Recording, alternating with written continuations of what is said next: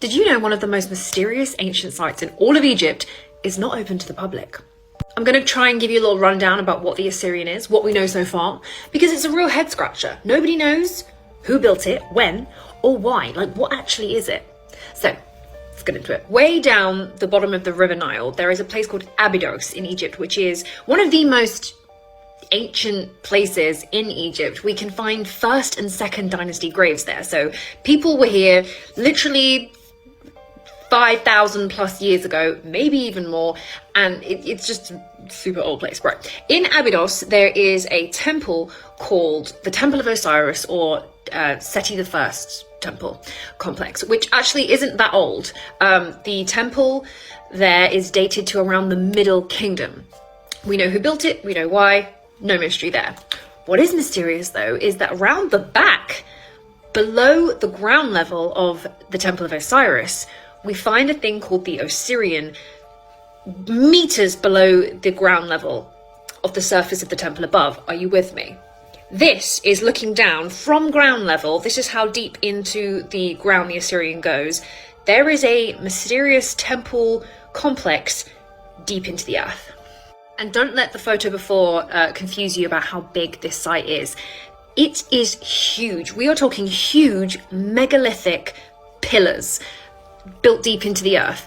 Each of these are cut from one block of granite, and they are estimated to be weighed around 70 tons each. And originally there was pillars, and as you can see the blocks on the top, they would have gone over to create like a roof. This is just the top of what would be a 5-story complex going into the ground. Just for size reference, this is me. I'm nearly 6 foot tall in these platforms. Look how tiny I look next to these huge, massive granite pillars. Also note that there is not a scratch of decoration in the entire complex.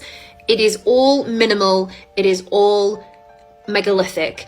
It kind of doesn't look Egyptian. You know what I mean?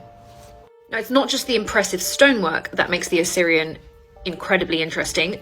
Notice the nubs above here, but it's the water. So around the central island of the temple complex is water. There's a moat, and guess how deep this moat is? Guess how deep? If you fell into that, guess how deep that went down? 15 meters. This goes down. They did seismic scans of the area and found that it goes down at least 15 meters. Not only that, the central island is hollow, so that shows that it could maybe have chambers. Can't say for certain because no one's been inside because it's full of water. But what's going on here?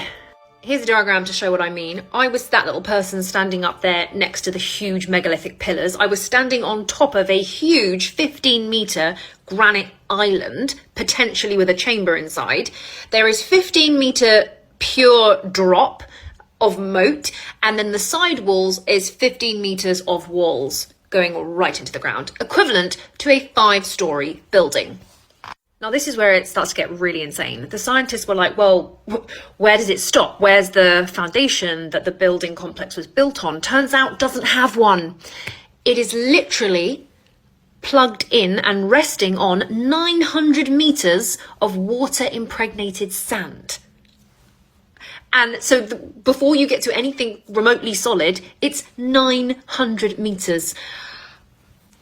Now, we only rediscovered the Assyrian in the late 1800s, and they only started to really try and excavate it around the 1920s. And one of the first things they tried to do was get rid of the water so they could see how deep it went and check it all out. Only they couldn't, because the water in the Assyrian is completely unpumpable. They have been trying to pump out the water since the 1920s, and even with modern equipment that could pump out like 500 gallons a minute, they cannot get the water out of this site. It just keeps refilling because it is sitting on 900 meters of water impregnated sand, which is coming up from a natural aquifer, not the Nile. So when they tested the water in the Assyrian, they found out that it categorically is not coming from the River Nile or any other local canal or river. It is a very specific type of aquifer water on this site, which is probably why the ancient people knew this for a reason. They built this whole complex for a reason, because of the water. But if you cannot pump the water out, it brings into question, how the hell did they build the temple? Please, if anyone has a good theory about this, because it keeps me up at night. But literally, you can't use any of the modern methods of sandbagging or pumping out the water because you cannot redirect the aquifer. It keeps just refilling up. So how did they get to build the wall 15 meters down and the chamber and line up the precision? Like, how did they do it? But also, why? What is this whole site for? Does the water do magic? Well, I mean, that sounds ridiculous, but one of the dudes who has been excavating and researching this site like since the 80s, he decided once they tested the water and found out that it was not Nile water, it wasn't wastewater, it wasn't coming from anywhere else but deep within the earth, and it was safe to drink. Bit dirty, but safe to drink. So he decided he was going to do his own experiment for his own entertainment, and he was going to drink as much of the Assyrian water as he possibly could. And he said he drank gallons of the stuff. Obviously, he filtered it first, but anyway.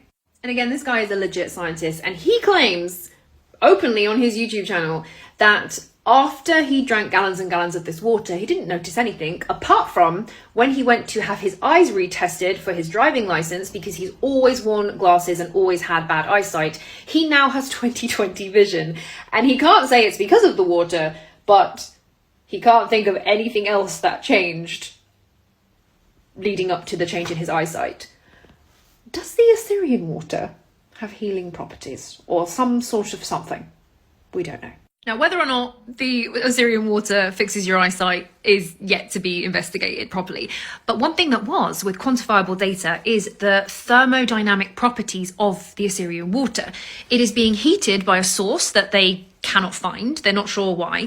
It is also displaying some really weird results. They did multiple tests, repeated tests, and they found that the water appears to not stick to the rules of the laws of thermodynamics. For example, heat cannot pass through a cold body and like retain its heat, yet the Assyrian water was able to do this when flowed through various apparatus. So there is a huge question mark in working out why it is appearing to betray the laws of thermodynamics. I'm going to have to make a part 2 on this site because there is so much more to why this site is bizarre and the big question of could it be ridiculously old. So I'm going to do a part 2.